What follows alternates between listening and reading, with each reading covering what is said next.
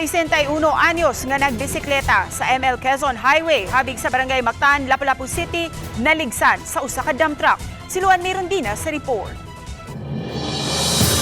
Dead on arrival sa Tambalanan, ang 61 anyos nga si Herminildo Abangan Villaver human maligsi sa usa ka dump truck. Nasayran sa investigasyon sa Lapu-Lapu City Police Traffic Enforcement Unit nga parehong nagsubay sa samang lane ang dump truck ug ang bisikleta nga gimaneho ni Villaver gikan sa Barangay Mactan paingon sa Barangay Buaya. Apan gikatahong kalit lang naigo sa dump truck ang nagbisikleta, hinungdan nga nawad-an kini og balanse, natumba ug nalatean sa ligid sa dump truck ang ulo ni Villaver. Sa pagkakutlo ning balita, wala pa makuha og pamahayag ang mga kabanay sa biktima. Apan matud sa spokesperson sa Lapu-Lapu City Police Office, Police Lieutenant Colonel Christian Torres, nagkasettle na ang mga kabanay sa biktima ug ang agaon sa driver sa dump truck. Mao gina ang most kuan mo gid na is ariglo man gud.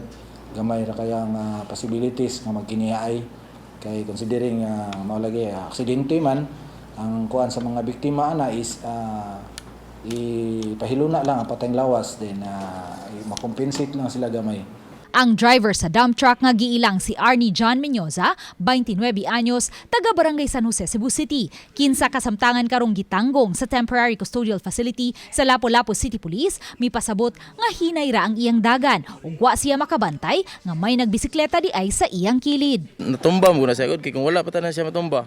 Dili na siya maigo sa ligid kay dili man gid na ako maklaro kay sa diri man sa kinalasan siya naigo kay nya usa pa sa dana wala sa gid ko na matuyo sa gid kay diri man siya kinalasan gid siya naigo sa ligid.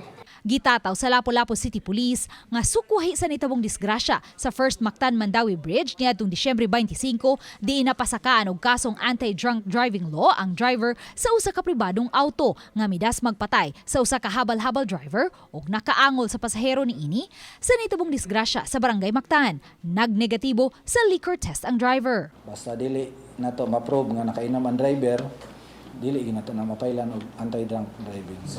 Uban ni Marlon Melgazo, Luan Mirondina, Balitang Bisdak.